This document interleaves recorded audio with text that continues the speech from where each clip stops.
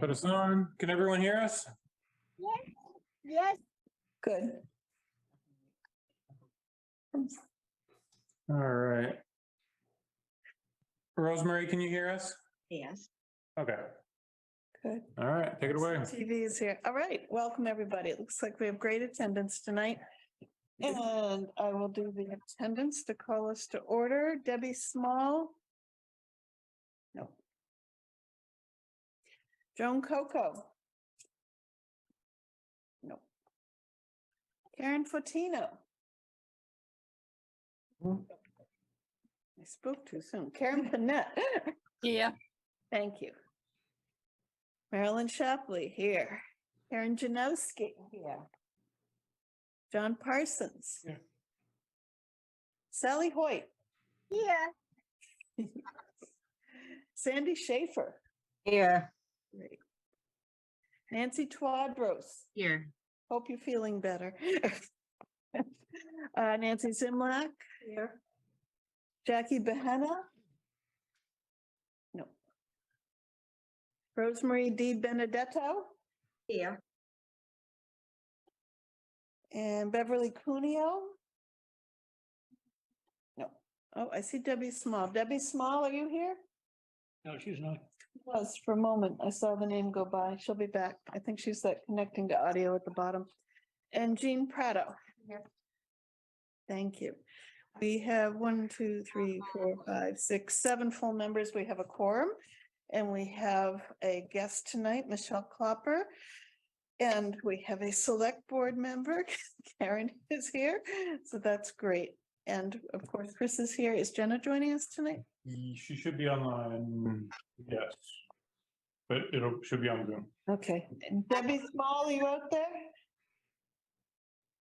Oh, there's Joan Yes, Coco? yeah. Yes, Debbie Small's here.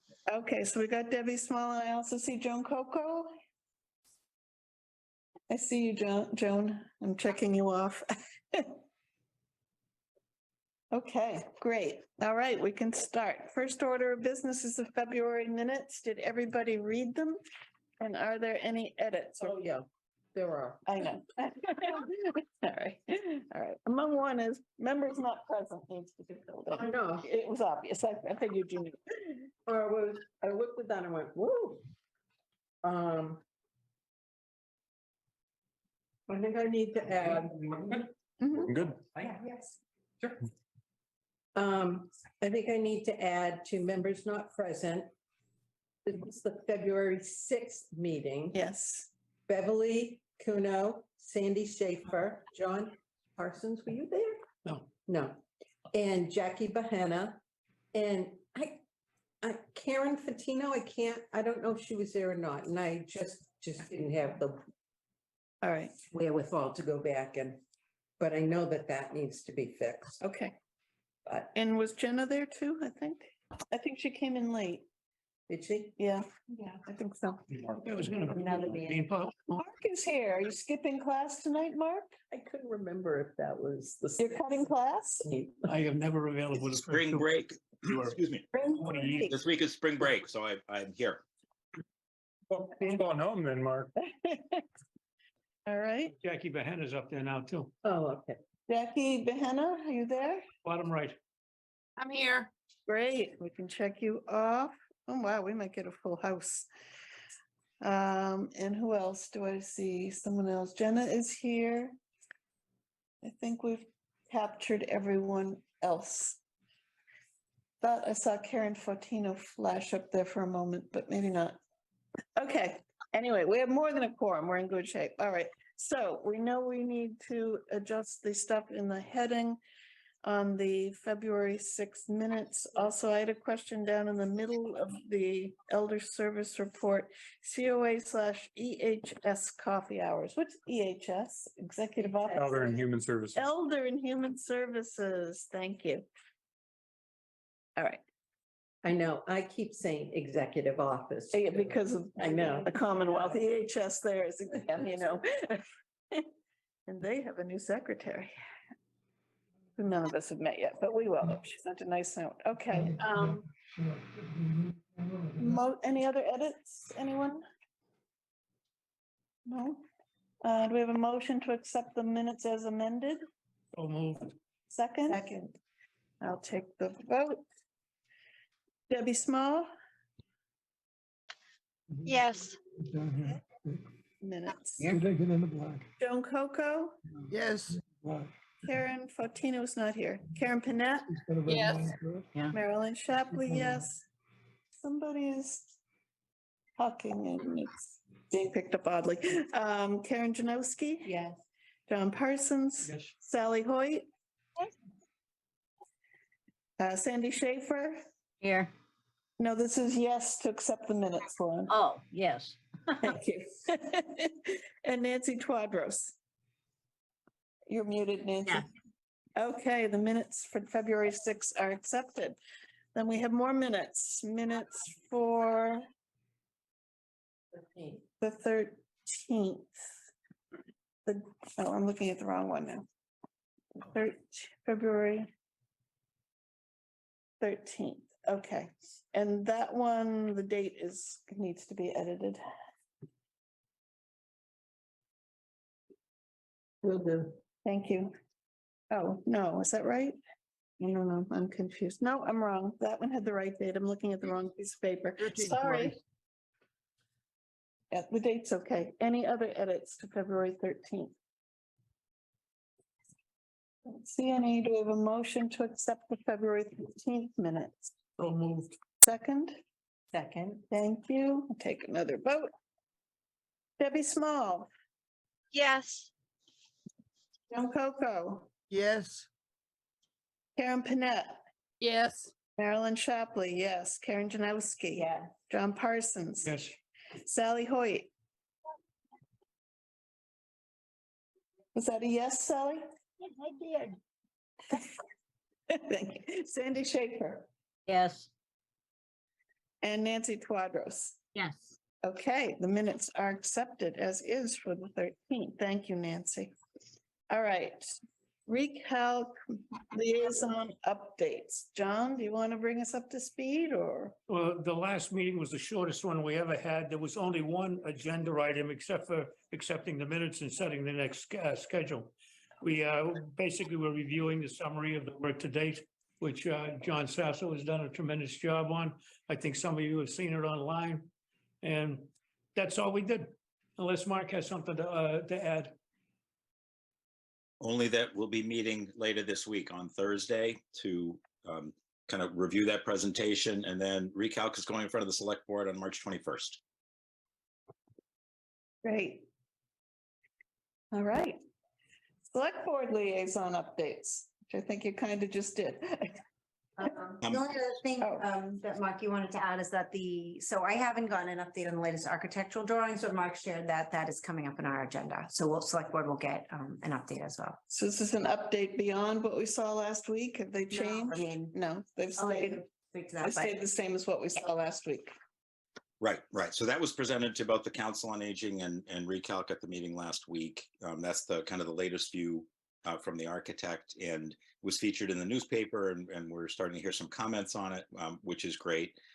There probably will not be an update tomorrow night in terms of our negotiations, but I anticipate something on the 21st of March, if all goes well, in terms of negotiating with the owner of 17 Harnden Street, and hopefully that moves to completion soon, in one direction or the other, but it moves to completion soon. So that's kind of the plan. And then I think at that joint meeting we talked about a potential timeline that if everything was happening and everybody liked it and it was all being approved, that would put us toward having architectural activities taking place over the summer, reviewing it toward the end of the summer, coming back and probably asking for a special town meeting in September, October timeframe, and election probably around November. So that would be kind of the quickest, probably, if everything was to everyone's liking. And the next step would be, before those architectural plans, would be hiring a project manager and putting the architect out for bid. Exactly. So we did the bidding already for the project manager, but we've not awarded it, and Okay. kind of waiting to see if we're going to move ahead with this property or not. Yeah. Once that takes place, then we do an RFP, request for proposal, for an architect. and giving them kind of the document we want to work on. I'd anticipate asking them for a few options to come back to the community with a few options that we can look at, have some hearings and share that with the community, and then select one to move forward with. And then that would, put us into that fall timeframe, late fall. Is there a way that I'm sure there must be a way. Let me rephrase. How can the Council on Aging best have input on the requirements for the architect and what we're looking for in the building? So it's mainly needs oriented. So hopefully it's a function of what we've been sharing. And if there are additional thoughts on that, that would be great. But then we want to kind of get it into the hands of an architect who's focused on this kind of an activity. But we want to make sure that we've given them kind of a specification for what we're going to need as a community to go forward. Right. The example that comes to mind is, I think the images we saw were lovely and lots of hard work went into it, and they clearly have been listening. However, the fact that the front door is not handicapped accessible, particularly in the sense of giving you access. My point I made at the end about there's no elevator by the front door, that kind of thing. I think it's really important that the entrance to begin with be welcoming to people with handicaps, and that's just the start. If you can't get past the front door without realizing you've got to go 100 feet to the back of the building to be able to get upstairs if you have arthritis that hurts when you climb stairs, or if you're in a wheelchair, that doesn't need it. So things like that, that's all. So I think that it would be great to kind of share more and more of that feedback. There should be a lot of opportunity to participate in the upfront, as well as once the architect is coming back with some drawings and things. And when I say architect, so we're using what's been called the house doctor right now, and I agree they've done a really nice job. And we've seen kind of a more minimalist changes approach, and perhaps something that's more on the other side of many things. And so the next architect is going to be charged with some real specifics in terms of what to do, what the costs are going to be for any of the approaches that they propose, and to make sure that they understand what the community is asking for here. Okay, but again, to the extent that the Council on Aging has thoughts that we'd like to articulate for consideration in writing the specs for that, what would be the path we should do that? So I'd start, if you already have some thoughts, I'd already send those in and share those with the select board to start. Okay. I'd say that's kind of the initial approach. And then once once the project manager is hired, then probably we'll start talking about more of a public process in terms of other things to take place also, and get more specifics about meetings and things like that. And then I would imagine the architect is going to be very involved in that also. That I'm sure will be part of the spec that we give them in terms of our expectations. And then I think realizing that, if they start in kind of April timeframe, that they'll have to tell us how much time it's going to take, but I would hope that by very early summer, we'd be seeing a fair amount of stuff. Thank you. Mark. Yes, go ahead. Sorry. Well, Mark, I do have a question. In terms of selecting the architect, are we considering factors like accessibility for the 60+ community and the design of the building? So someone with great experience with that. Yep. So what we have to do is create this request for proposal. And in that, we want to set up what are the requirements, what are the expectations that we're looking for anybody that's going to bid. They have to kind of meet that requirement. And then the process is broken into two pieces, like these RFPs. Part of it is kind of who's the most responsive to what we're looking for. That's kind of who we're selecting. And then part B actually is the cost and the price that's behind it. So it should very much focus on what we're looking for, and building into that spec certain specifics. That's great, so long as it's not so specific that no one could possibly comply. Marilyn, I think you have Mark, someone over here who's had her hand up quite a while. Nancy gets to speak first on the board. Mark, I was just curious, as the RFP is written, does this group have input into that RFP? Do we get to see it? Do we get to review it? What's the process there? So it typically is a fairly streamlined process. The RFP is kind of general requirements. It's not the specifics of the building at all. No, I'm just talking about in the RFP, like as it's being drafted, will we receive copies? Do we receive a copy before it's final? How does that work? So the answer is typically not. I mean, it goes through the procurement office. And if there are specifics that we're looking for, we do that up front in terms of providing that information. And then it goes through the procurement office and is issued that way. It's not, there's an advantage to moving it ahead very quickly to see what kind of responses we get, as opposed to having a very long process and figuring out what that RFP should look like. I understand. Will we be able to see what the select board then is putting in as the details on this process? I mean, will we take I know you're saying we should give you this information, but will we actually see what then goes to procurement to go into what is actually published out there? So the town actually is the one that's going to build and publish the RFP, not the select board.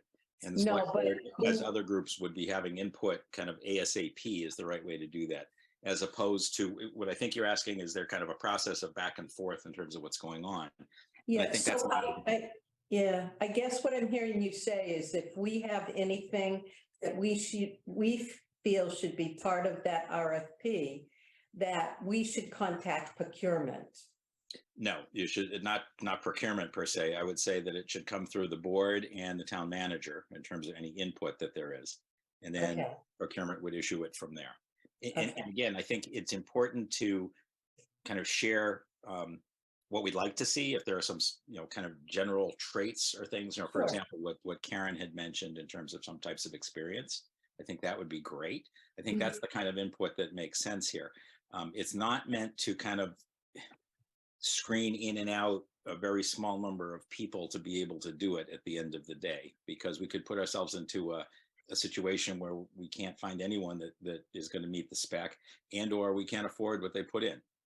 Sure, but you do want to make sure that the specs that are there speak to the needs that are required. Well, So again- that's all I'm asking for. Yeah. So and so I think you had it correct. I think that folks that want to have input into what that might look like should be sending information inbound, as opposed to waiting for some document to start circulating around. Mhm. So we'd be well advised to put together a work group and start articulating things that we realize are top of the agenda in the council's mind. So again, in terms of the selection of an architect, yes. Separately should be things like, hey, this is important in the building, or this is important in terms of what it needs to achieve. I think we understand the difference between sort of the weeds that are important weeds, and big picture expertise and experience. But I want us to have a voice on that. I was frankly concerned that the front door was not handicap welcoming on what we saw the other night. It's a beautiful building, but the front door, heaven's sakes, is not handicap welcoming. We need some language that will help make it obvious that that's an orientation that whoever we pick should have. The building has to be welcoming. Yeah, I mean, and I think that's not specific. They could do it a million different ways. It's up to them. Yeah, Marilyn, I think your word was great there in terms of thinking about it. It's an orientation that we're expecting and want to have included. in Yes, what we're doing. yes. I And think I'd like that us would to be be able very to, helpful. I'd like to be able to articulate. So if we put together a work group to articulate that level of what we're looking for specs, we could create a document and we should share it with you. Or we should- Yes, yeah. And the town manager. You said the Fidel, the town manager. You said both. Oh, I would suggest both. At the end of the Yeah. day, that's the kind of the right process. And Karen and I are serving kind of as liaisons here, and so we'll kind of bring information back to the full board and to make sure the town manager is aware of it. And then procurement will issue, a document making sure that they get enough responses. And how we evaluate the responses may be more of what you're talking about here. Okay. And what's the time frame for that? What would you advise we should try to get it? I know sooner is better than later, but realistically, when are you going to be putting pen to paper on this RFP? At the So- earliest. So, it's up. My desire would be we move ahead as quickly as we can, which means if and when we can come to an agreement with the folks at 17 Harnden, as soon as that's done, I would advocate that the board or the town move ahead with the project manager which, and again, the bids are already done, so it's just the selection process. Yeah. And once that's complete, then to issue this RFP for architectural firms. So how conceivably, quickly- conceivably within a couple of weeks, this could happen? Best case. Yeah, best case. Yeah, that All right. seems pretty aggressive. I don't think it'll be that fast for the Well, whole thing. we don't want to miss the boat. It's fine if Yeah. we're ready ahead of time. It's not fine if the boat sails. So, And then you don't have to think under pressure. yeah, Michelle, please. Hi, thank you. Michelle Klopper is one of our new committee members for MVES, and she's joining us tonight as she has in past meetings with her expertise and Right, this all is sorts of Stephanie. things. I just wanted to say, I think that the talk about putting together a work group along with talking about orientation is really important. If someone who's well versed in ADA design standards, the very first sentence says these are the minimal standards. And so when you're building something where disability increases with age, do you want the minimal or do you want to be what's called inclusive? There is no standard that says the elevator needs to be near the door. The other thing that I would use, just even as an example, is that there's a ratio for accessible parking. However, considering the population to be welcoming, you would want to do more accessible parking. Mhm. And from experience, people are looking for more close proximity than they are looking for a full blown out van accessible space. So I think that really would be good to have a work group because this architect should know the standard. Mhm. Doesn't mean they know how to implement it well, in my experience. And then there's the other thing about it's minimal, but what really works. Because there does not need, the door just needs to weigh less than 15 pounds to be accessible and be operated with a closed fist. That's the standard. It's not an automatic door opener. Okay. So people, you really need to have someone who has the knowledge of what does that mean versus what should be the orientation Okay. because of the use. Okay, I harp on this because this is something that almost anyone that's used the 2020 hindsight for the Pleasant Street Center says, we dropped the ball on making this a priority with Pleasant Street Center. So I just want to make sure we don't do it again.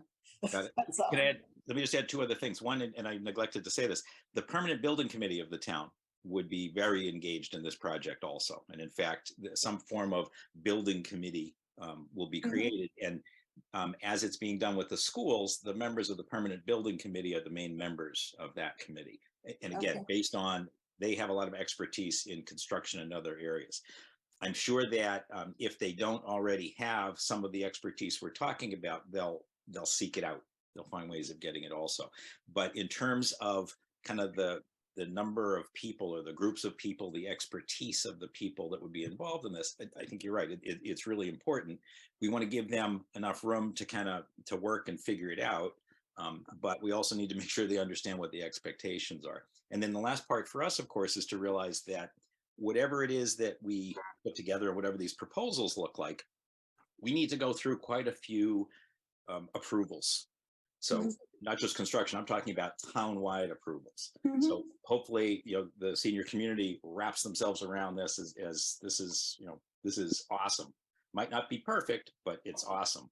We need select board, town meeting, and voters, all of them, to believe in this in a big way and be willing to spend money. So We're making progress. I went to a party yesterday and met a woman who was a perfect stranger to me, and she said, I recognize you. And someone said, oh, she lives in Reading too. And we stared and she said, RCTV. I saw those architectural plans. They were great. So it's working. Awesome. Then I explained to her about non-accessible front doors. So not so awesome, but it's a start. People are watching, people are listening. Yeah, and look, everything has to be done I'm going to use the word effectively. So effective it has to meet our needs. It Yes. has to be done in a cost-effective fashion also. We understand. We just have to figure out what that means. And I think seeing some options hopefully allows us to make the trade-offs that we're going to need to make off and the town finds something it's willing to support. We understand. We all deal with budgets. We all know about this. We're all grown-ups here. We're not going to get every single bell and whistle we might want, but we do know where the priorities are in terms of it being an accessible building. So, all right, I think we've dwelled enough. Anybody have anything else? All right, thank you. That was the select board update. Simon's Way Committee liaison update. Can you update us? Yeah, so when we met, we developed the survey and that has been circulated around town. It is an online survey through SurveyMonkey. And what was discussed at our last meeting, I mean, we spent a lot of time on the survey, but there was also a presentation to, there's about 15 acres that were purchased by the town. And about 2.5 acres of it is actually buildable. And so they did show what a building could look like on the plan and that could potentially work. And so we did put together the survey. Has everybody had a chance to see it? Okay. But a lot of people in town haven't. Right, it just came out and we really do need to get the word out about it. And it's really, it's a nice survey in terms of being able to easily manipulate it online. And it does take that ability to rank. Did you notice that, how easily you can rank? And so we identified the top priorities, what we believed, based on the community feedback, as well as we asked people to rank what the project areas as well. And we did want to know age groups and whether they're parents and if they have young children. And then so I just would encourage everyone to spread the word about it. It is online, it is through the town website, and we do want to get as much feedback to know what the community would like to do in terms of how to use this space. Thank you. I was glad to see the senior center is on the list, senior center / community center, but it's there, front and center. Yeah. Karen, can you tell me, how are you going to get the survey out to people, particularly the people 70s, 80s? It's supposed to be available through the library. There are paper copies available as well at town hall. I think we'll continue to discuss that because we haven't talked about a closing date for the survey. And I think also we need to make sure it's available at the Pleasant Street Center. Okay, like between playing bridge at the Pleasant Street Center and my coffee hour at church, I see a lot of people that are, 75 and up, and they're saying, well, wow, I don't see anything. We have to make sure that they get access to it. So Okay. keep asking them. Is it where I could get copies and hand them out? It's electronic. Or is it be copies at town hall? We're supposed to have copies over at the Pleasant Street Center soon. Are you, Chris? Okay. We just haven't, because this just came out last week, right? Yeah, it just came out. We just got out, so we're gonna have copies at the Pleasant Street Center, so we'll have plenty of copies in hand at the center. Or if we, Yeah. what else too, if we could create a QR code, because it is really easy to fill out on your phone. So a lot of them probably, in fact, you can easily move things. I filled out mine, but Yeah, And I'm also gonna be blasting out this week, email blast with the link so people can go in and fill it out. Did it make it in? Put it in the Pleasant Street. I missed that one. It missed pleasantries. Yeah, I thought, We had the pleasantries already out before that's this. what I thought, yeah. could you also post a QR code too in the paper copy If we had, at the Pleasant Street Center? yeah, Because that, if there's a QR code, yeah, we can, whenever we make the copies here at Town Hall, I'm sure they can probably put it in Can you put it in the Pleasant Trees, Chris? next month. Next month, yeah. well, if it's online, it doesn't really matter, but it's the Yeah. paper copy is when it matters. Yep. So, yeah. Yeah. Any Great. questions? Yeah, thanks. No, that's great. Thank you. All right. Elder Services Report. Rosemary has her hand up. Sorry. I'm sorry, Rosemary.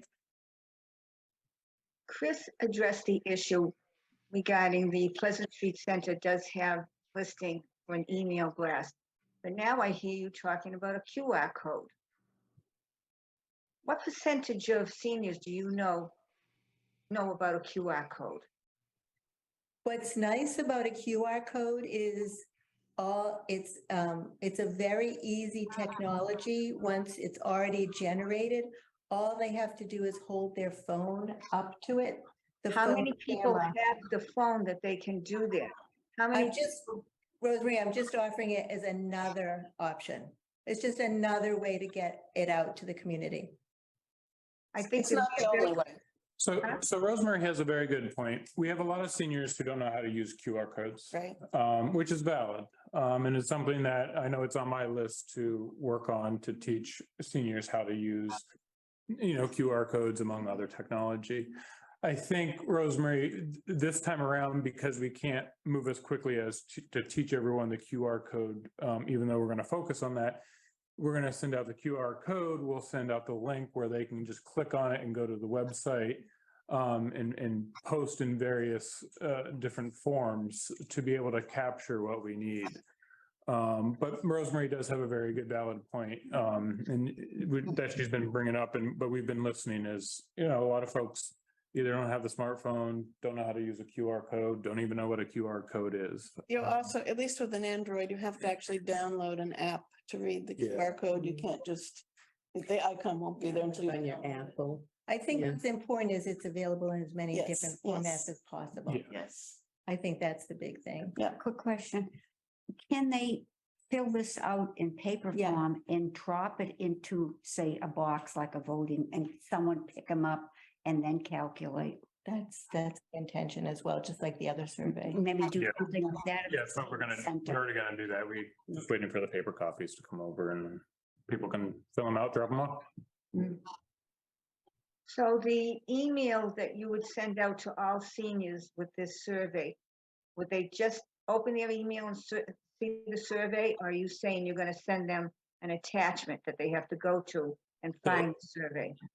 There'll be a link that they should be able to click just to go to the survey. So one click of the link and they can go directly to the survey. That might be a problem too. Many seniors might just use their phone for emergencies and really not know how to maneuver around it. Can we just send them a survey that once they open it up, they see it's from the Pleasant Street Center, and they open it and the survey is right there? Yeah, that's what the link The will, link will takes do. you there. She's stating if they cannot get into their device to generate this link. That's why, as Chris Yeah. said, maybe at the senior center, you have paper forms, sit down, fill it out and Right, put it in a box. So that covers all bases.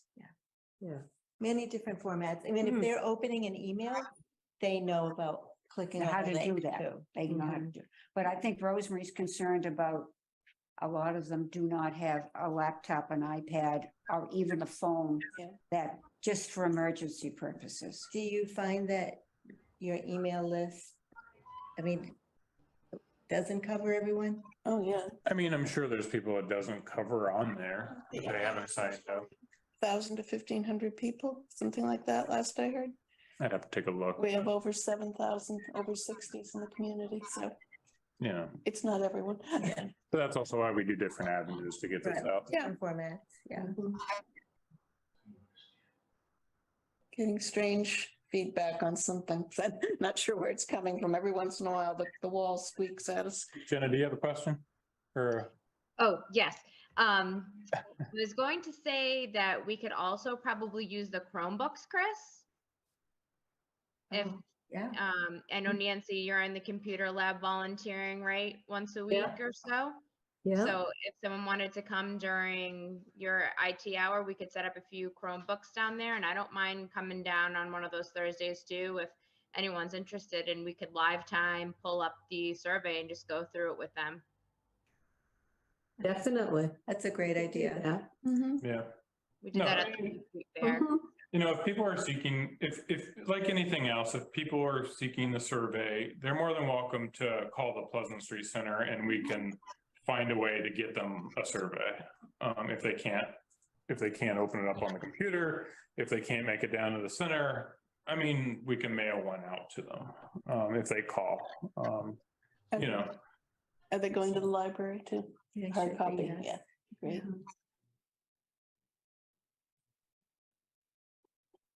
Great. All set? All right. Elder Services Report.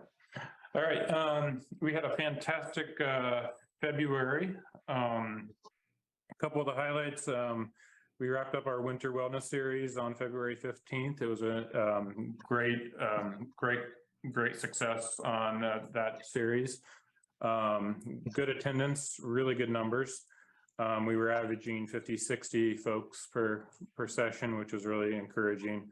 We're going to take a little pause and then start it up again here in probably another 2 months. We'll get it going again, next series. We held our first multi-generational movie February 25th. We played the movie Up. So that was actually pretty fun. So that was a good time. We had Valentine's lunch, birthday lunch. Next month, we're hosting a St. Patrick's Day lunch with entertainment. We have a birthday lunch on March 9th, Memory Cafe on March 14th, and we're starting trips back up on March 15th. As I mentioned, I went back through about 11 or 12 years.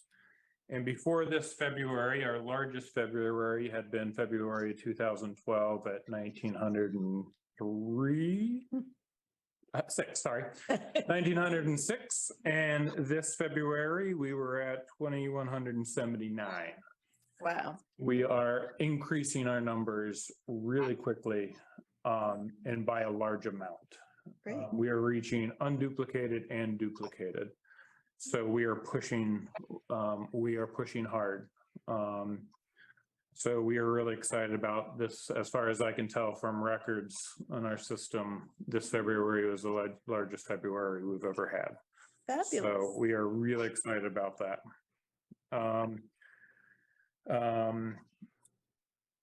So yeah, you can take a look at the numbers. The numbers were good, and we have a lot of good things happened in February and a lot of good things coming up in March. Great. Thank you. Yep. Appreciate it. Thank you. And you have full staff now, right? Oh, yes. I keep forgetting that. I knew I keep forgetting one thing. Yes, we are fully staffed officially. It happened a week ago. We hired a new front desk clerk, Linda, and I am forgetting her last name. Okay. So sorry about that. I should know it. We hired Linda. She's our front desk. Anna's been working with her closely to get her up to par. She's been doing amazing. And Anna's doing more on programming, figuring out programming. We're starting, now that we have that, we can finally start to look, rather than just a month ahead, we can start planning 2, 3, 4, 6 months ahead. So we're actually excited that we're getting over that hurdle now that we're fully staffed. So Wonderful. we are excited about that. So thank you for reminding me of that. Yes. Yep. So it's interesting to look at the walk-in numbers. Because those look like, one-time people. What are people typically coming in for? They're dropping in for. I'm seeing that level is definitely increasing quite a bit. So what's happening is, I think what's happening is word of mouth is really spreading, which is what I want. The food is so much Well, better. food is better too. Food is better too. That helps. That's what's driving it. Two things which has been my goal: the quality of programming, and then food. I will never, food's always important, but my goal is not to try to build programming off of food, but just build the quality in what we're doing, taking it up another level. If we can do that, what I've noticed through my career is that helps with the word of mouth. When you're delivering quality programs, the word of mouth does your outreach for you, which really saves a lot of time. And so what's happening is people from Wellness Wednesdays, thank you to ARPA, and a lot of the programs, they're coming to the center to find out what we're doing. We have drawn a lot from Wellness Wednesdays, I have to say. A lot of people that haven't been here, haven't used our center, but they're here, the speakers are higher quality that we have at Wellness Wednesday, and we're just drawing people in. Great. They're signing up for trips. They're signing up for exercise classes. Our lunch number or birthday lunch is increasing. Everything's just increasing. So I think, like I had hoped, you build the quality, the word of mouth helps spread it, and the people come in, and it seems to be working. Do we have any way of knowing how many are out of towners? To a certain extent, yes, there are, but we still have a lot. The majority are still Reading. Majority of the people going on the trips are Reading. So, we're still heavily Reading with a lot of folks from out of towners. But the word is spreading out outside of town as well. And you can't really, that's hard to stop. And I don't know if you really want to stop it. I don't know that we do, because we use other use towns other too. I mean, if Yeah. we shut them out, they're gonna shut Library. us out, yeah. If we can, we have a lot of exciting things going on. The quality of our programs are increasing. We have, we have the new center coming in, hopefully. This is a good time to lead, I think. Our numbers are going up, our programs are getting better. What we're doing is just good. That's great. So Thank you. Thanks, Chris. thank you all. All right. Chris also started the congregate lunches back again, and the first one was today. So kudos, Chris, Yes. Oh, on that that's as well. wonderful. Over Yes. 30 people. Thank you, Jenna. We have a lot going on, so I forget a lot of things. This is why Jenna is my other half of my brain. Yes, we brought back congregate meals starting on Mondays this month. Our community meals, lunches, Congregate? I don't know, whatever you want to call it, community. Congregation, congregate. yeah. We started those today. That was, we had a list of 25 and 32 people showed up. Wonderful. And So, what was served? what we are doing with our meals right now is, since I have started, no one has really, I have never heard anyone say they liked Elder Services food. I don't want to hear about, it's just been bad from the past. So what we're doing is we have some funding. Right now, we're utilizing Professor's Market downtown to help give back to the community a little bit. Okay. Today, they served a rice, chicken, and vegetable. Nice. It was everyone absolutely loved it. It was really good. Now, with that said, we are, I've heard from different places that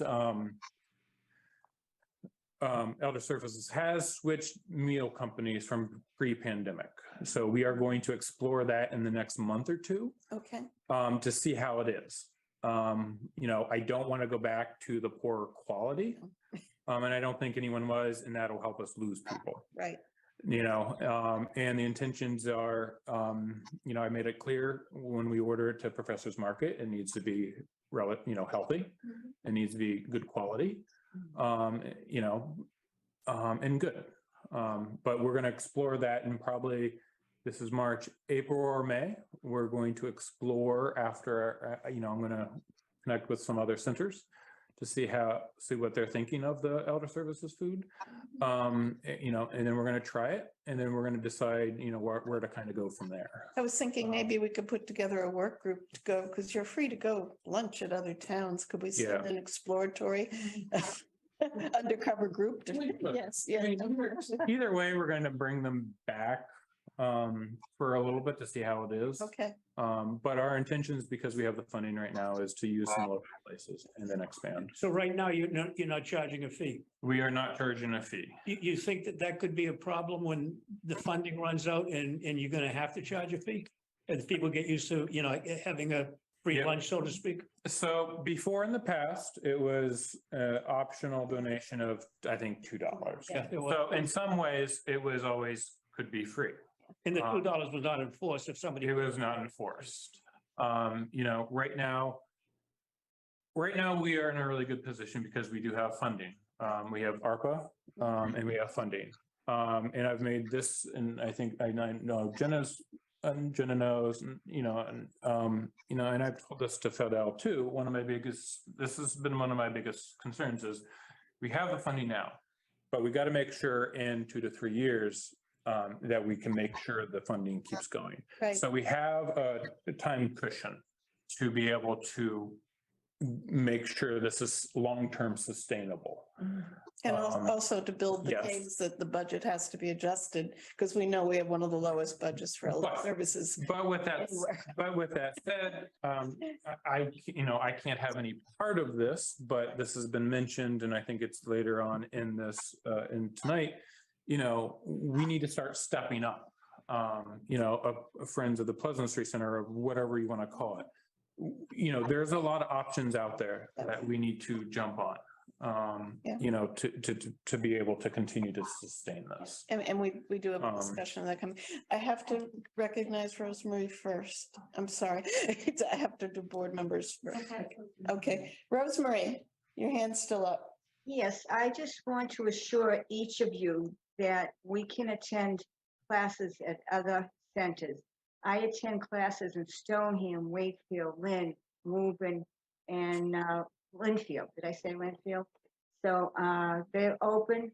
Sometimes if there's something special going on, like a trip, they do take their town's residents first. And I do want to thank Chris for improving the meal. We had a very nice meal today. The meals need to be well-rounded a little bit more. I think instead of giving somebody a bottle of water to drink, we should have coffee. We should have hot water and tea. And we should have the little creams or milk and maybe a dessert at the end. And I have to tell you, it is the food that is bringing people back to our center because the food has greatly improved. And I did have Mystic Valley Services meals for years when I went there. And the long table that we sat at, we did enjoy the soup that they made, but when the plate of food was put in front of us, everybody said, who can identify what's on this plate? And that's what we ate there. So I'm not a fan of Mystic Valley unless they have improved greatly. I forget where I was, but I was in Linfield today and I was chatting with the woman who received her meal. It was delivered there for her and it came in like a cooler. And her meal was being made at a facility. I don't think it wasn't some type of elder care. They were using the cook from that facility and getting meals out to seniors. So that might be an option too. Thank you, Rosemary.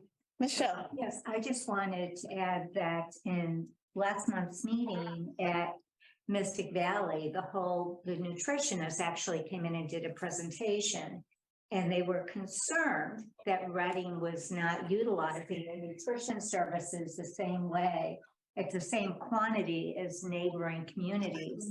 And they said they did have problems in the past as far as quality that people complained, but they feel like they've done a lot of work to address that and said in particular that North Reading and Stoneham is assigned the same food vendor as Reading, and that their numbers have significantly gone up in the meal. So that in exploring as far as the quality of the meals, I do know that those two communities would be using the same vendor as is assigned to Reading. So just to hear, since as someone who used to do home care, everyone always used to complain about. I've seen them, yeah. Yeah, so I'm not. Well, school lunches too. Right. Lunches are getting better. But just to Yeah. know that those two communities are having an uptick Yep. in using the meals Yeah. and We're, use the same vendor. we're in close contact with the other communities. We keep an open line of communication. Like I said, we're not rolling out elder services. We're just, just going about it just a little differently, before we fully commit to elder services. And we're just excited to be able to bring meals back. That's great. Now, would elder services be on a daily basis? It all comes down to staffing right now. Our biggest challenge has been staffing. We just we've been short-staffed, but we just exceeded February numbers and now we're finally staffed. So we have to keep that in mind as we continue to push. What about volunteers now, if you decided that's- that? Yes, our volunteers are on the list, but again, that takes manpower to get the volunteers in and, get them quarried and application and But Jenna's And started training. a lot of work on that. yeah, right, Jenna? yeah, it's on our list, so we're working on that. I don't know, because we do serve other meals some days, a lot of Wednesdays, we have events Mhm. that are free.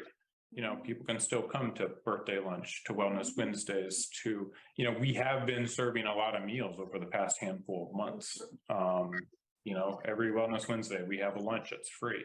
They just have to come to a lecture and sign up. But my concern is those that daily meal Yeah. is necessary for Yeah. them. Right now, our plan is to do Mondays. And then we, in the next couple months, within another month or two, we'll add Wednesdays. And then we're gonna evaluate. I'm not gonna say, hey, we're gonna do all the days. Because, we have a lot going on. So at some point, we will continue to increase. Perhaps it's something that could be coordinated around the towns. If Stoneham doing it on the days you're not, if we can get a bus that takes people over to Stoneham or something like that, maybe there are other ways, because I worry about the ones that this is, it's like the kids, it's really important to have breakfast, because right. that's the only real meal they're getting every day. And they're hungry until breakfast the next day. There are people, I'm sure, in town, and I'm sure Carrie and Elise could speak to this. That Yeah, we still have the Meals on Wheels program too. Yeah. So well, the meal delivery program. So yeah. we're still using Mystic Valley for that. So certainly anyone who needs a meal can get one. Okay. The only day that we're talking about is Tuesdays right now. We have Mondays. Almost every Thursday at the center has a meal. Mhm. So we have Mondays and Thursdays pretty much covered every week.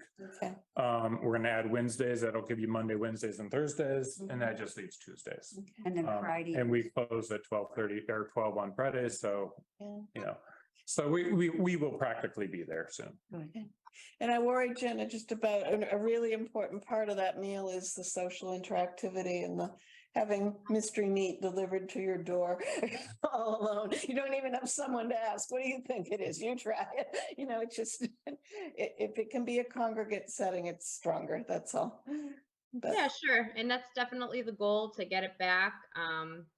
Obviously, we just started all of our programs back about a year ago, yeah, full force after COVID. So, and then we didn't have staff, and now we're fully staffed. So we're slowly gonna get back there. And I'm just proud of the team right now and what Chris and the team have been able to have done with so little. yeah, it's So- great. It's really wonderful. We really appreciate it. And we recognize it.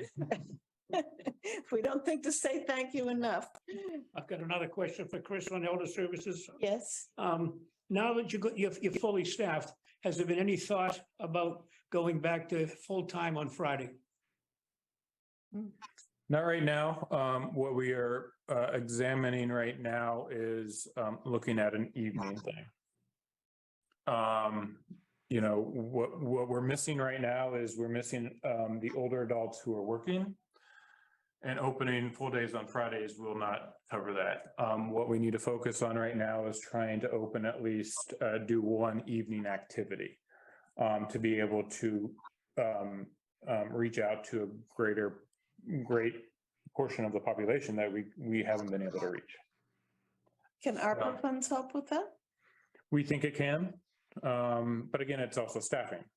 Can ARPA not pay for staffing? So, we're gonna figure it out. We have some ideas. Okay. We're gonna, it's coming quickly like everything else. Okay,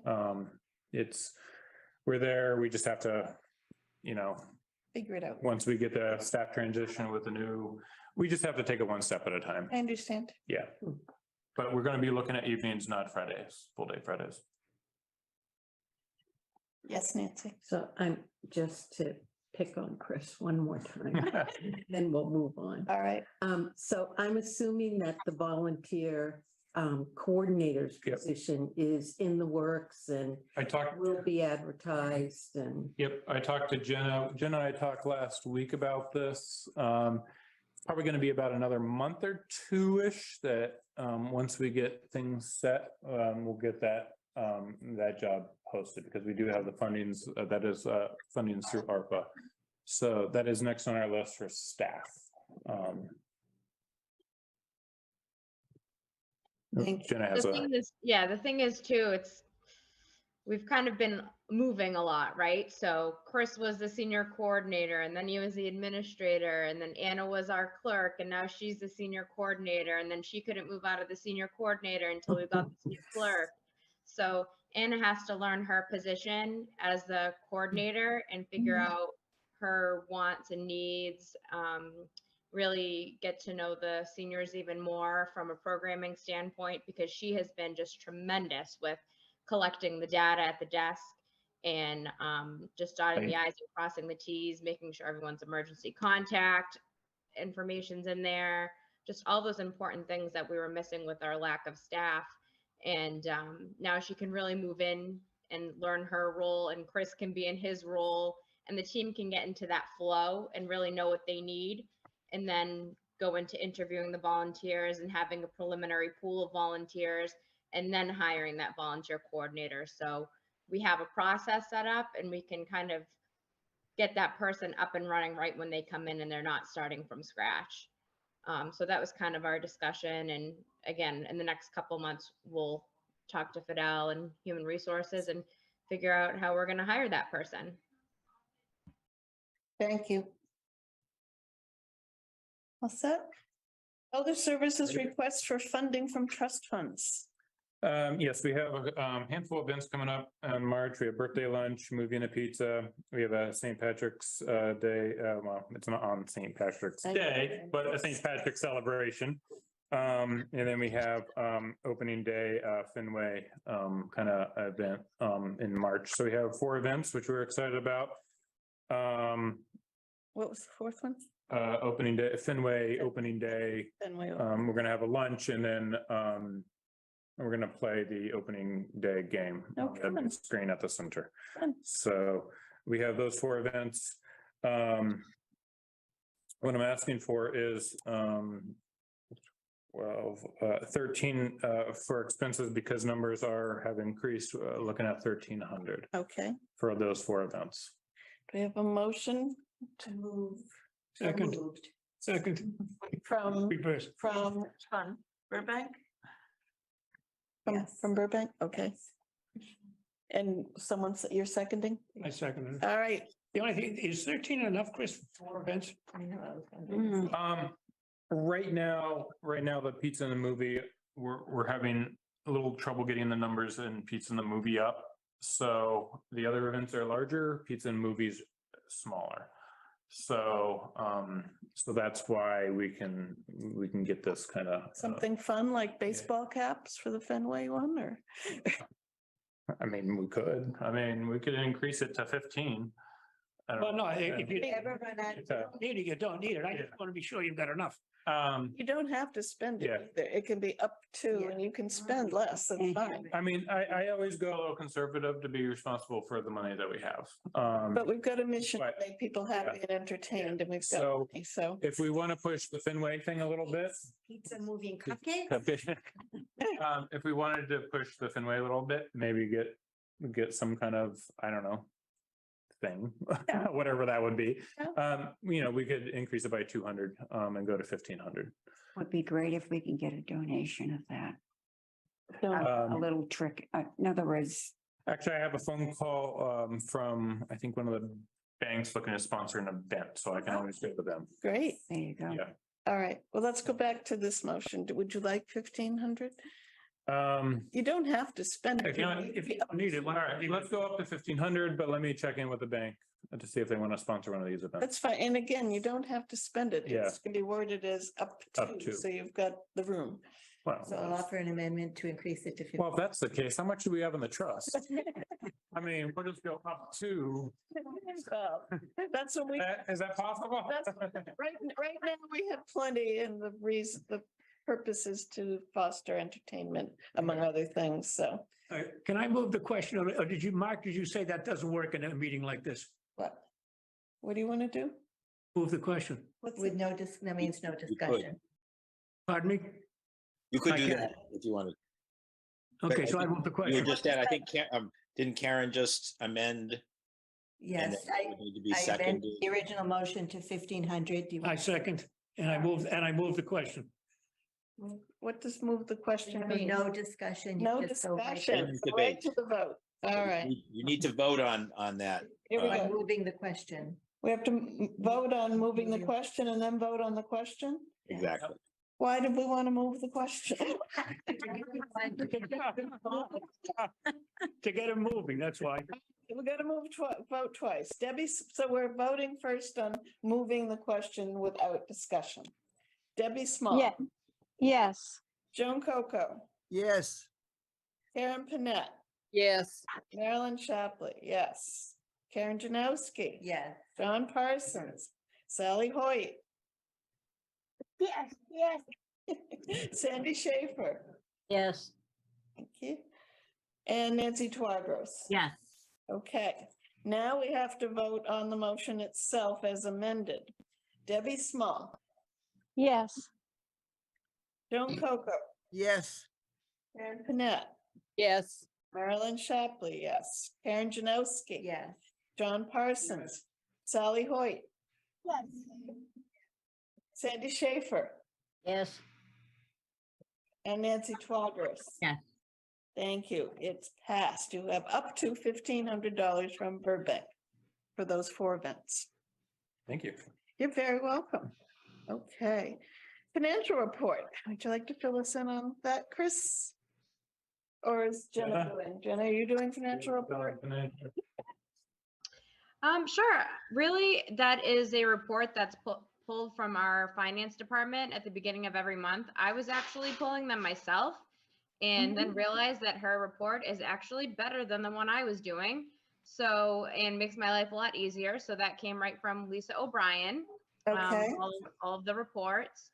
I think also I had mentioned in last month's email that Diane Marabito will be willing to come to a meeting in April or May to go over the accumulated interest and just go over some of the funds and ask and answer any questions. You guys can ask her and answer any questions that you may have with her.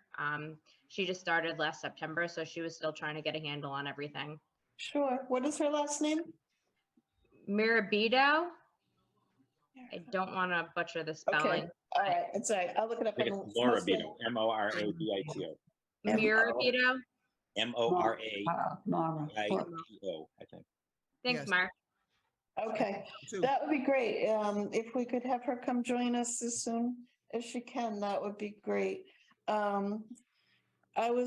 This be the second month, I had hoped to make a grid that I didn't have time to make, but I would like everyone to be thinking of the 4, actually 5 now, trust funds that we have. Thank you, John Parsons. Well, how would you like that fund referred to, as the Parsons Fund, I've heard? It's the Laura S. Parsons The Fund. Laura S. Parsons Fund. Okay, this is in memory of John's wife. And we thank you. We have 5 funds now that we can be spending money on. And we have, if you look at the website, a mission that's got 4 components. So I keep envisioning in my brain a grid where we sort of have our components going down the side and the funds across the top. And I'd like everyone to be really thinking about what might be good ways to be spending the interest that satisfies the components of our motions, of our mission. And I really encourage you not to constrain yourself of, oh, we could never do that. Think outside the creatively. box, think creatively. I noticed something on Woburn's website that they're helping fund snow shoveling for seniors. There are all kinds of things like this that other towns do that would be great. I'd love to have someone help me with my snow or my leaves, and they used to do that in Reading. It's gone. It used to be volunteers, but it's disappeared like many things that they kind of drift away, but they could be helpful. That was with the foot. But I'd really ask people to think about, I also want to put on there is an annual statewide Council on Aging conference. It used to be the town budgeted money and Council on Aging members went. Since Kevin came, policy seemed to shift and it went to Elder Services, which is another good use of it. but we need to be there too. So they have not yet posted it. It'll be in the fall, so I don't know the price, but I plan to put on there funds for us to attend, or at least a select number of us to attend. I think it's a 3-day conference in total. Lots of good information about things councils on aging can be doing. In other towns, if you're a Blue Cross member, or at least if you're in one of their Medicare plans, there's a monthly magazine, and every month they feature what some towns' council on aging is doing. They are funding, bringing in professional dance teachers to some towns' classes. I mean, there are lots of things we could do that are above and beyond, and not all necessarily through elder services per se. Like, I wouldn't expect you to coordinate snow shoveling. You've got your hands full. But it doesn't mean the council couldn't help with these things. So I am going to put out a grid just to prompt people's memory. that's great. But yes. Can I came from the Housing Authority meeting earlier. Uh-huh. The topic of transportation, I guess this gentleman, seniors, he's on dialysis. They're scheduling him for dialysis sessions at 6 o'clock in the morning. Oh, So none of the transportation services work then. So then I started thinking, okay, I wrote it down, and mhm. I know some towns are contracting with Uber to be able to outreach. Yes. Maybe that would be a great way, like, Yeah, at least for right now. I know we're thinking about what transportation looks like, but maybe in the interim. that's a good that idea. could be a- Yeah. that could- Don't we have, I thought we had Have they- transport to medical services through. Have, Prior to that time, he thinks. I thought they were using I can cabs. check with Carrie, but we use ATS. Let me check. Yeah, maybe reach out to her then. Yeah, I can check with Carrie tomorrow about it. It's a good question on when they start. I don't see why they, I was shocked that he needs to be there at like 6 and 7 o'clock. He Yeah. said that he's had some issues with, not being there in time, or they're not reliable. yeah. We can check the start time, but we're grateful that we do have ATS that a lot of people are utilizing.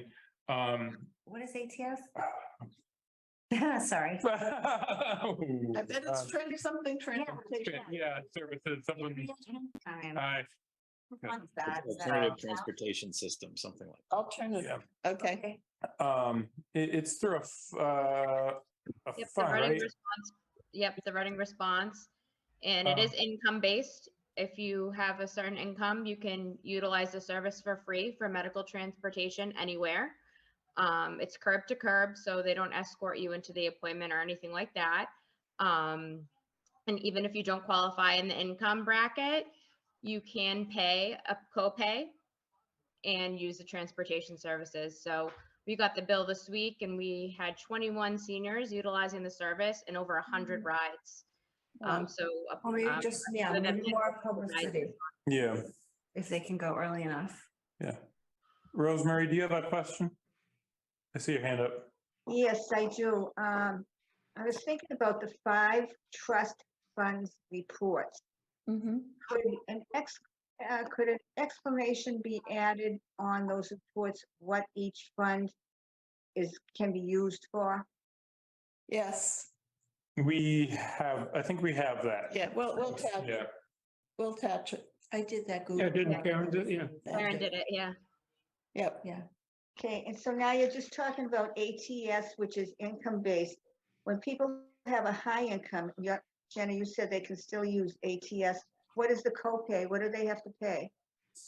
It's on a sliding scale. And also, let me just add to that, if you're on Mass Health, you don't qualify for the program either. I just wanted to point that out. But it's a sliding scale depending on your income, if you're out of the income level. And Carrie has been doing this for 10 years. The same process happened with the transportation system that we used before. The one before COVID actually stopped operating during COVID. And then we picked up ATS, and actually North Reading's going through the same problem. Their transportation services are no longer going to be operating, and they're looking into the Uber option as well. And they actually met with Chris and I and Matt Cornelis, my new boss, a couple weeks ago. So we were discussing possibly offering that as another option in our town as well. Awesome. Offering Uber, Yes, Awesome. so definitely exploring it. but people can call Uber on their own. Yes. Yeah.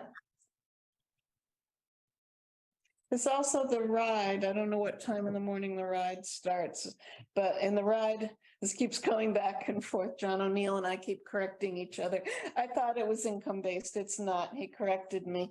What it is, though, is not available to everybody, but it's available to everyone who has a disability that makes it such that they could not use the available public transportation.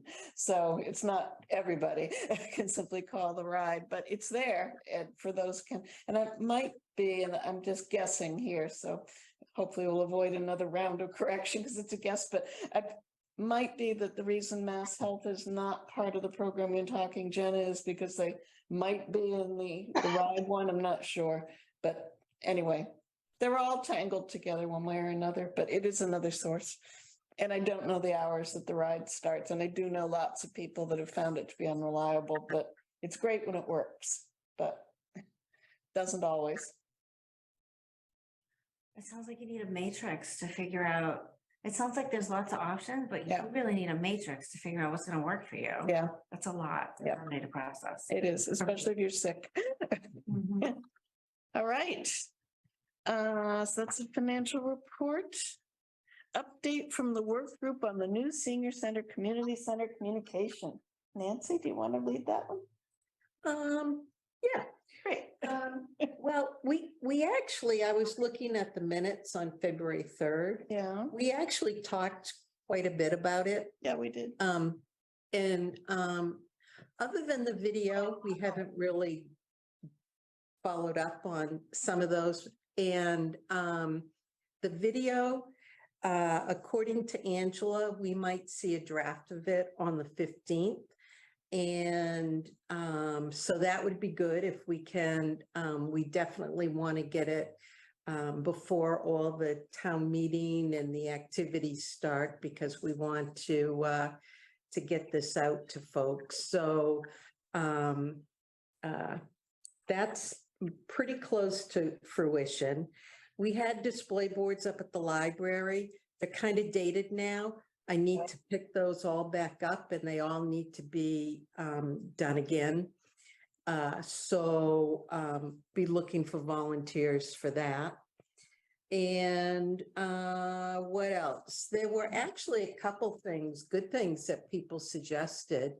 Maybe an insert info sheet in the PS in the Pleasant Street Center newsletter. And in parentheses in the minutes, I've written, someone needs to volunteer to write it. And then someone suggested perhaps a survey to find out who might be interested in evening programs. In parentheses, I wrote, someone needs to volunteer to write it. And then also a postcard, perhaps, to be distributed again. Someone needs to volunteer to design and write it. So anybody out there on the Council on Aging that is interested in working on those projects, that would be absolutely wonderful. Give me a call. But until we have like one or two people that are going to work on this, it's just not going to happen. So, so that's kind of like where we are. The coffee hours are continuing. One of the things that I've been thinking about, though, is we really need to put together a campaign.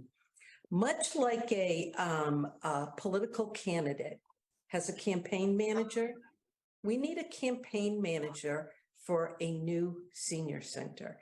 And we need this campaign manager to provide us with directions. I have no idea how to initiate a campaign.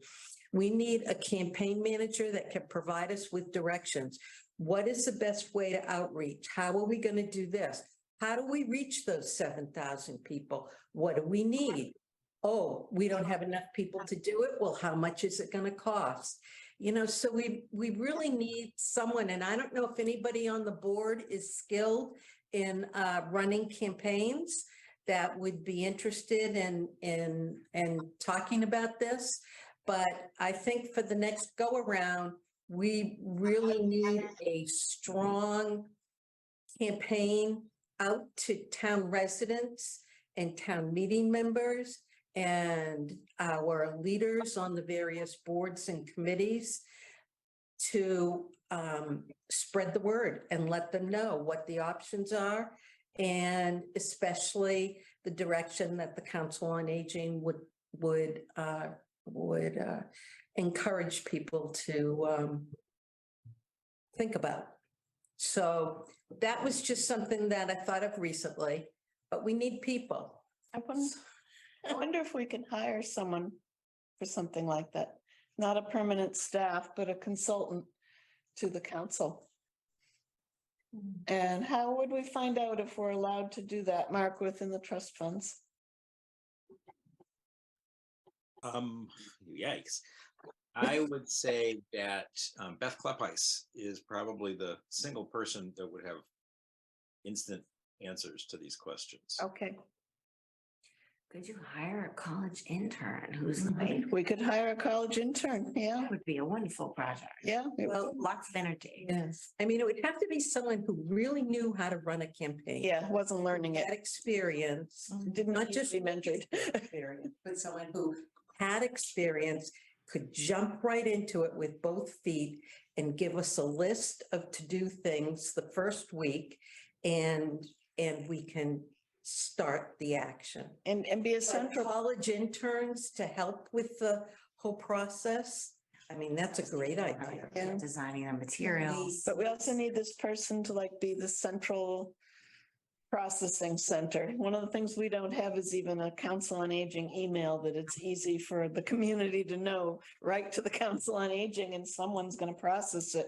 There needs to be a central focus so we can coordinate things. Yeah.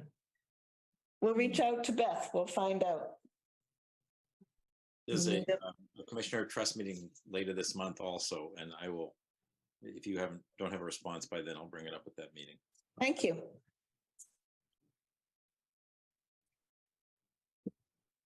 Just scribbling a note.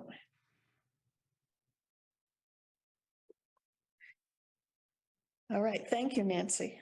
When, you said around the 15th, the video will be ready. Is there a plan for Holly? Well, I'm thinking that the original committee will get back together Yeah, and talk with our CTV and figure out what the next steps all would right. be. I'm thinking a special meeting of the council when you guys are ready Mhm, for everybody to be able to view it would be Mhm. wise. mhm, yeah, Okay, yeah. great. Thank you. All right, update on the UMass report and the recalc summary report. This has gone through several stages. I wrote yet another letter to UMass and said, you can't rank things because you didn't ask it. And they unranked a little bit, not much. I have a much stronger letter that I've shared with John Sasso so far. I think John and Nancy, I copied you on it as well, that explains how very wrong it is to rank those things from those questions about the types of priorities for the facility. I can share that with everyone. At the moment it's written so that unless you need deep into it, you probably wouldn't follow what I was saying, but it's wrong to do what they're doing. And UMass has pretty much just said everybody interprets it their own way and they're done with it. And so be it, let them go. But I continue to strongly advise people, please do not interpret the percent of people who said they wanted something as their choice of their ranking of their priorities of what they want, and particularly not of what they need, because we did not have even one question that asked, what do you need? We asked, what do you want? And I liken to that, would you like vanilla cake or chocolate cake for dessert? Chocolate. Do I need chocolate cake? Absolutely not. They're different questions we didn't ask, and to be reading those kinds of things into it is getting too far away from valuable data, and it diminishes the value of the data. The data is valuable, but state it for what it is, please. So anyway, there have been some revisions, but they're, in my opinion, very minor to the report from that. And John Sasso has been working on his summary for recalc. And I'm not sure exactly where that stands. I know there's a meeting coming up Thursday, I think, right, on that, Mark? And Exactly. what we have in our packet jacket, Jenna, where where in the process is this? Is he done with this or? So I did send one out, the one that he sent earlier. He sent Yeah. me an updated summary report Okay, and the PowerPoint presentation that the recalc will be going over on Thursday. So I think everything's still a draft format right now until recalc discusses on Thursday. okay. I didn't realize I didn't have time to go through all the attachments. I didn't realize we had the PowerPoint. And Jenna, And we vote on that on Thursday, is that right? I would assume so, because that'll be our last meeting, right? Yeah, Before the it's select board. on the agenda. Yeah, let's do that. And then Marilyn, the plan is that PowerPoint will be presented to the select board on March 21st. okay. Yes, I appreciate you sending in these questions Uh-huh, at least. I mean, I did read the responses and I do appreciate your passion for truth Uh-huh. and, you know, that's very clear about what is actually happening. So Marilyn, thank you for doing this. well, I thank do you. see they didn't make many changes. They didn't, and I've got an even stronger explanation of why it's wrong. It's actually a type of research bias. It's called survivor's bias. And to just have an arbitrary cutoff that some things are not viewed the same way automatically biases against those. And in our case, it's the ones that maybe only 20% of the population thought something was a priority. But if our goal is to advocate for diversity and inclusivity, that's just as important as the ones that everybody wanted. It's just, it might not serve as many people. It might not require as much square footage, but it's not to be assumed to be less important. And if you start ranking things, the word rank summons up the notion that something with a higher rank is more important. And that's why I say, please don't use that word, because it was not in the survey, and it leads people to start saying things like, oh, the top ranked thing, oh, the most important thing. Well, no, the study does not tell us that. And if we really want to know those things, we need to study a lot more. So that's my point with all of that. There's no reason to use the word ranking. It wasn't in the question. We didn't ask it. We don't have the information. So please, please, please don't use rank. It's wrong. And shame on UMass, frankly, but it's their choice. They'll hear more from me. Anyway, but that's my bit, but there's a whole other letter, but thank you for your support. All right, we'll pass that one. And where'd my agenda go? Can I just say one thing though about Yes. John's, report in the Certainly. executive summary? Yes. I think at the last meeting, we talked about the report and we said we were kind of all on the same page, but what was at the end of his report, we thought would be more appropriate to lead off with in the front of his report. And I think he's done that here. If, you know, people want to take a look at it. So that's not going to go into exactly what he said, but he did move it forward. So it's more front and center. Yeah. I also was looking for questions. I had a long conversation with John Sasso about all this too. And I asked him what he recommended that the council do as next steps. And he encouraged us as a group, and we probably should put a work group together on this if people are of the same mind, to think about what would it look like when it's done if we got the things that we feel are most essential for the senior center. And if we could, and this sort of leads into the what are priorities that we need to communicate as the orientation of the architect, I think, in a lot of ways. But he said, what would make you comfortable that we have achieved a good success with this, as opposed to we're kind of fighting the little fires as we go, and we need to think of the big picture. Okay, what would success look like? What would make us all feel we worked hard? We got a lot of what we wanted. We all know we're not going to get everything. That's life, but we should be able to get something that reflects the goal that we were looking for. So if we could perhaps combine that and make a work group that both talks about the orientation that we want to make sure is reflected in the RFP requirements for an architect and what we need, I think that would be a good first step towards it. And maybe this is a good time to ask, are there people willing to work on such a group? And it's probably going to be in the next week or two, because if that's the case, we might be moving that fast, Mark. I'm willing. Anyone else? Sure. Okay, great. Oh, Nancy has the address. Nancy, all right, we've got Nancy I T. think Rosemary has her hand up. We have Rosemary. We've got to stop at 6 full members anyway. Rosemary, got Jean. Got Karen. Who else? Nancy and Rosemary. Nancy and Rosemary. Nancy. And Joan, oh my goodness. Oh, my goodness. So you've got a lot of interest, but it sounds like you have more than a quorum, right? I'm checking. A quorum. My understanding of that rule is it can't be more than 6 full members, because as long as we don't appoint an associate, they can't vote.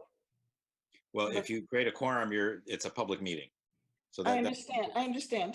But as long as as we don't have more than 5 full members, we don't have to have a public meeting. We can have others who are associate members, but unless we have them substituting.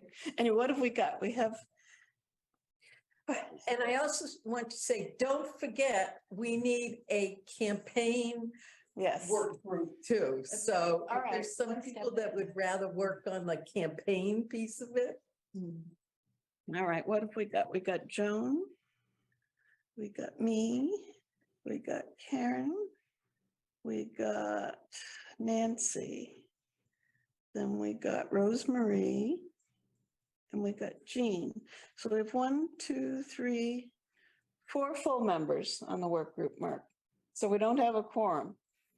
I think you had more than 4 though, didn't We you? have 2 who are associates, and they don't count toward that unless we should appoint them, which we won't.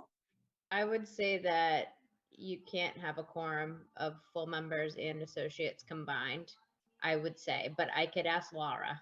But we asked once before, because we were at one of the meetings and someone did put a call out to Laura. And the answer, and it doesn't mean that that was correct, but the answer we got at the time back from Laura was, it's only full members that get counted into it unless we were to take the action of, associates don't automatically become full members for purposes of voting. It's only if we appoint them to do it, was the thinking. I think we can check, but I think to the extent that this is a working group and Yeah. not a subcommittee, Right. then you may be able to do that. But it's worth just asking the question to be sure. All right, Jenna, could you check it out for us? Sure. Or should I check it out? Thanks. All right. All right, and then we need volunteers for the coordinator. How do I word that? What you were just saying? Campaign manager. Campaign. Can we find out first Yeah. if we can hire someone? Yeah, that'd be great. Because to be honest, that seems like a Mhm. big job. It's a and some of full-time us job. Are working full-time. We understand. We had our weekend meltdown and said, I'm not reading any emails. I don't care what it is. If it's related to the council, I'm not doing it this weekend. I feel much better today. So All Marilyn, right, if you start with Beth, and then probably you're going to need an opinion from town council also. Okay, Okay. all right, we'll follow up on that and we'll get ourselves a campaign manager one way or the other. Okay. And if anyone has connections in colleges where we might have interns, anyone has connections in colleges where we might have interns. We might be going down that path soon too. All right, so we will have a work group and the work group will work on 2 aspects of this. One is what would success look like essentially? And the other is, I'm writing this down. What we're recommending to the architect. Yeah, and the RFP. architect RFP.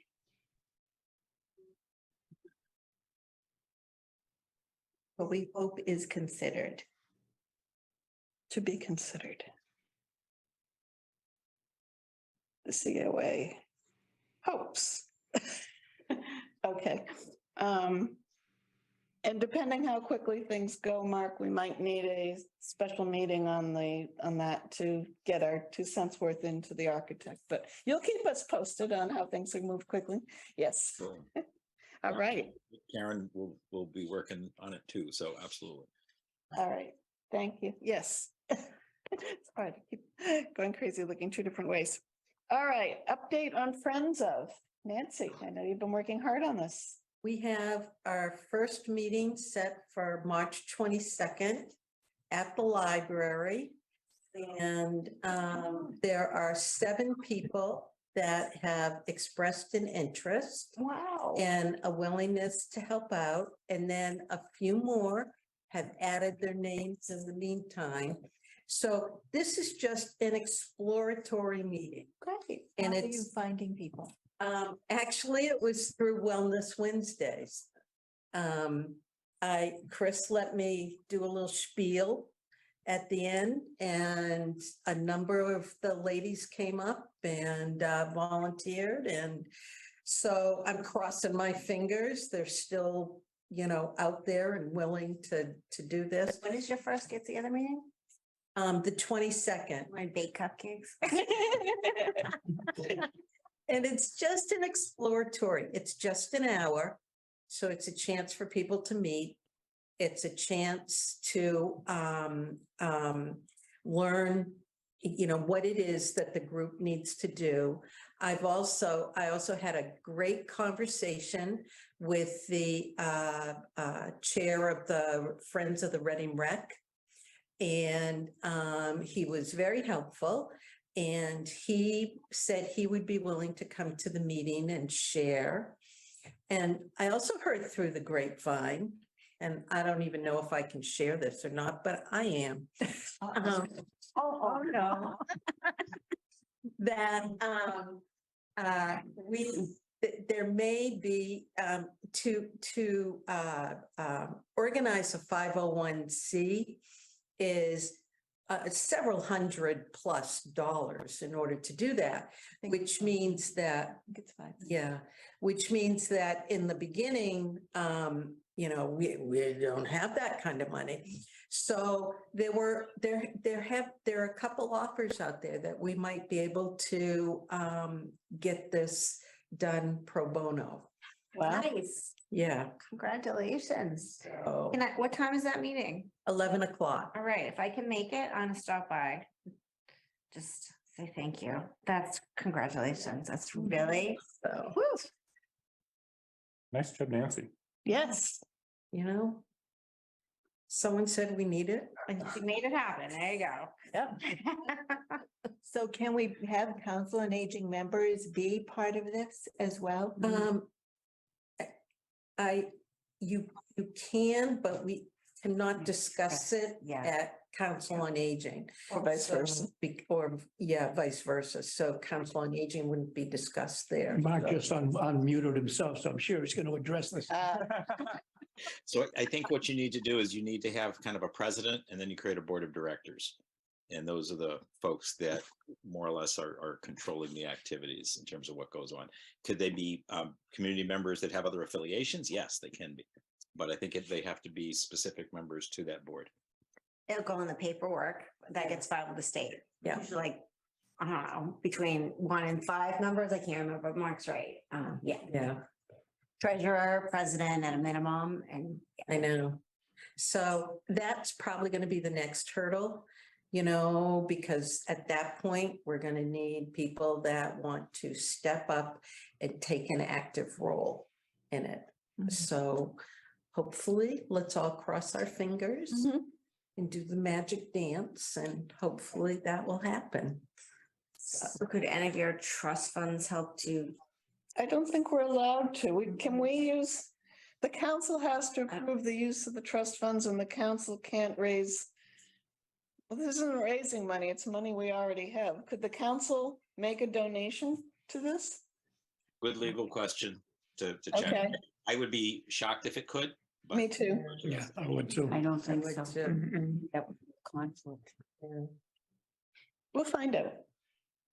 All right, thank you very much. Did you find out whether a COA could belong to Friends? Whether COA could do what? Member can belong. A member can be on it, yes. Can they be friends? Yes, they can be friends. Okay. Thank you. All right, updates on participation in the Board of Health and Diversity Committee initiatives. the Board of Health and Diversity Committee is doing a survey they hired a consultant, Pear Associates or something like that. It's got a pear in it, I know. And piece of fruit. Sorry, I told you, I lost it over the weekend. I'm clawing my way back here. Anyway, they are going to help them do a survey. It's a community health assessment is my understanding. And they're in the very early stages. It's almost a year-long project. And they invited me and they invited Carrie and Elise and Jenna. I don't know. I'm guessing you might have been invited as well and sent staff, or Chris, you sent staff. Anyway, Carrie and Elise were invited and I was invited and we all went to the first meeting. They're organizing a second meeting. And the first was really a very general discussion of, what do they need to learn through this study? And I'm really excited about it. I spoke up on behalf of the council and talked about my own interest is learning a lot more about, is isolation a big problem in Reading or not? I'd love it if the answer is not, but I'd like to know. And we don't know much about the 6,000 that don't use the senior center right now. And we hope they're all great, but we don't really know. Harry probably has more insight than Elise because they meet people independently of those activities, but still it's a portion, it's not the pie. So if we're going to do a community-wide survey, I'm hoping we'll learn something. They immediately piped up and said, there are all these questions that they ask for communities that want to become age-friendly, and there are many around. It's a AARP, yes, AARP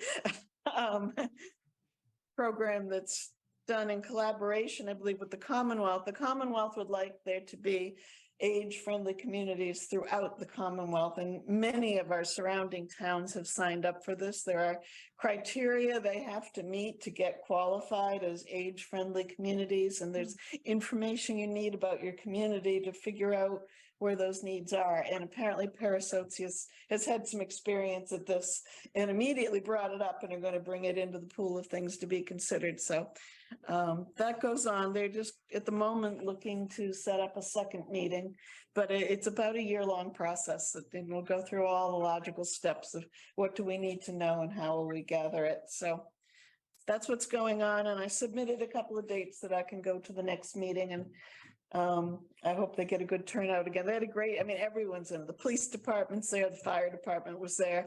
Many people from the Board of Health were there. Carrie, Elise, and I were all there. It was very well attended. There's a lot of interest in that project. So the age-friendly process isn't too bad. The big part is the application. Okay. So, but it's not a bad process. Great. And then you just have to kind of make sure you continue ongoing. So, but the big part is just the application and the report. Well, if we find out we can hire people, maybe we could get you a writer. I wrote it for Somerville. I don't want to write it again. Okay. All right. Well, maybe we can help or find some. All right. MVES. Michelle, I think you already mentioned a good part of what you were Sure. going to. One thing I wanted to mention is that it was shared that there are 4 pieces of legislation that are up this year, and more will be coming that I'll hear more about later on this week. But one of the bills is to establish personal care homes for older adults. So it's, to me, we're probably more familiar with like group homes. They're smaller community living, but that's what one of the bills are versus going to a larger, multi-bed nursing home. Another one is for there to be more monies and support relative to intensive case management for clinically complex older adults. And that would be people who live alone and have dementia or have other types of impairments that makes it difficult for them to remain in their homes or to care for themselves. There's another one where, as far as being able to fund spouses to be personal care attendants. Right now, it could be, say, a sibling, it could be a child, but it can't be a spouse. And so that's what this bill, one of the bills is. And another one is to clarify the rate setting process for personal care attendants. Because that right now, there is no, I'm gonna say standard way that they set the rate for PCAs. So those are the 4 bills that I know of right now that are up before the state legislature this year related to aging and more community living. Okay. Michelle, do those bills have numbers? And Yes, I can send those. if you send them to me, I'll put them in the minutes. Okay, I'll be glad to do that. Okay, I can that'd be do great. that, Sonia. Yeah. Thank you. Sure.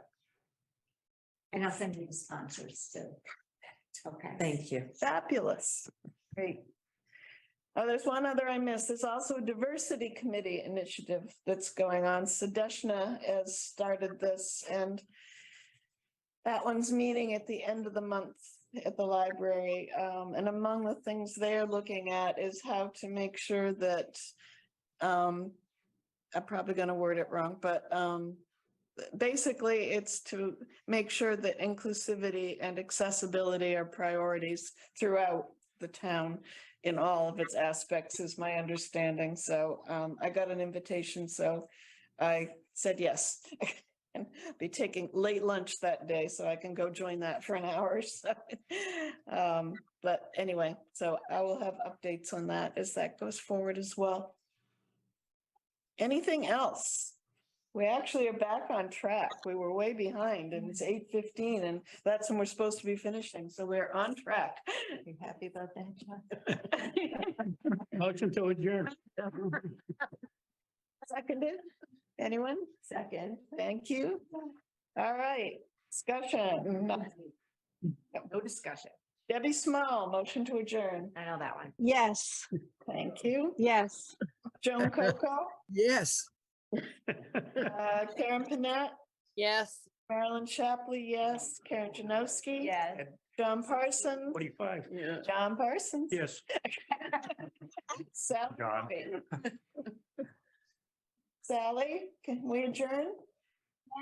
Yes. Sandy Schaefer, Yes. thank you. And Nancy Twadros. Yeah. Thank you. All right. Thank you, everybody. We covered a lot and we're only 1 minute over. It's really impressive.